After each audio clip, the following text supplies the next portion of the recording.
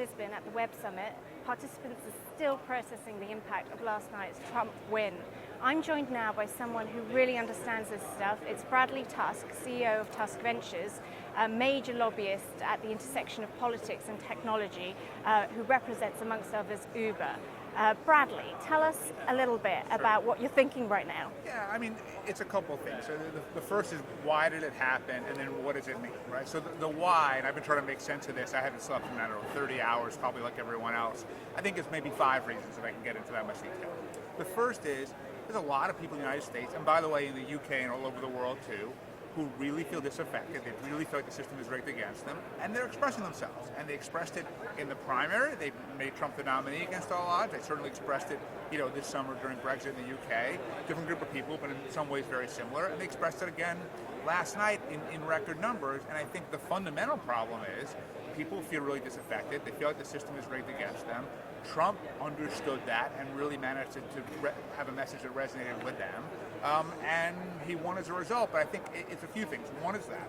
Two is, in many ways, the reason it seems such a surprise, the reason you call this such an amazing victory, is the people who tend to shape media opinion in the U.S., which then shapes in many ways, at least what the rest of the world thinks the U.S. is thinking, is this very small cadre of Wall Street, Hollywood, Silicon Valley, the New York media, of which, by the way, I'm very much a part of all that, so I'm in no way in a position to judge them. But we all talk to each other. We're all so impressed with how smart we are and how successful we are and how much we know better than everyone else.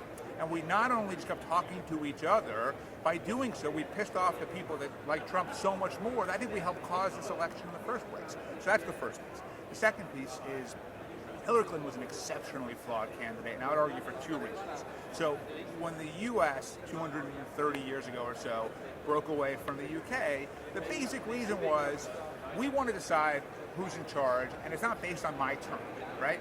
And people need to run for office and win based on some argument, some vision more compelling than I want it and it's my chance to do it.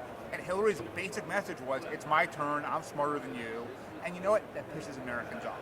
So that's one. And then 2, in some ways almost like a Latin American dictator, she and her husband, and look, I've supported both of them over the years financially and through votes and everything else, but nonetheless, have very much played by a set of rules that doesn't apply to anyone else. And when you're constantly getting rich and breaking the rules, and everyone else has to live by another set of rules, it pisses them off. But in some sense, this is a critique of sort of crony capitalism and the entire lobbying movement. Yeah. And you play a role in that. Sure. So how do you justify that? Well, it's that? really interesting, right? So on one hand, I think you're right. I think there is a set of people, at least in the U.S., in Washington, D.C., in Silicon Valley, and Manhattan, and Hollywood, and it's a somewhat incestuous relationship, and last night was very much a reaction against that. On the other hand, startups and technology in many ways is designed to disrupt that system, right? So, of all the different players within that kind of cabal that you described, I'd say the one that's the most binary and maybe the most conflicted is technology, because in some ways, sure, I think we are part of what you're talking about in the problem, but in many ways, we're also the solution. And I think so there's a lot of opportunity and value there too. Bradley, thank you so much for joining us. Thank that you for was very having me. insightful. Sure.